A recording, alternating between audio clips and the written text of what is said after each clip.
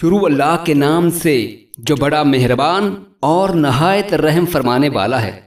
رسول اللہ صلی اللہ علیہ وآلہ وسلم نے میرا شانہ پکڑ کر فرمایا، دنیا میں اس طرح ہو جا جیسے تو مسافر یا راستہ چلنے والا ہو۔ عبداللہ بن عمر رضی اللہ تعالی عنہما فرمایا کرتے تھے، شام ہو جائے تو صبح کے منتظر نہ رہو اور صبح کے وقت شام کے منتظر نہ رہو۔ اپنی صحت کو مرض سے پہلے غنیمت جانو اور زندگی کو موت سے پہلے۔ نبی کریم صلی اللہ علیہ وآلہ وسلم نے چند خطوط کھینچے اور فرمایا کہ یہ امید ہے اور یہ موت ہے۔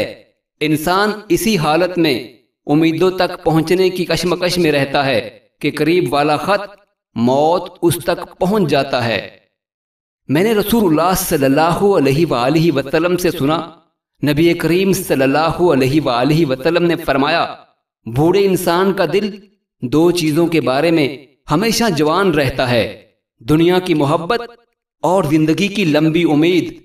رسول اللہ صلی اللہ علیہ وآلہ وسلم نے فرمایا، انسان کی عمر بڑھتی جاتی ہے اور اس کے ساتھ دو چیزیں اس کے اندر بڑھتی جاتی ہیں، مال کی محبت اور عمر کی درازی۔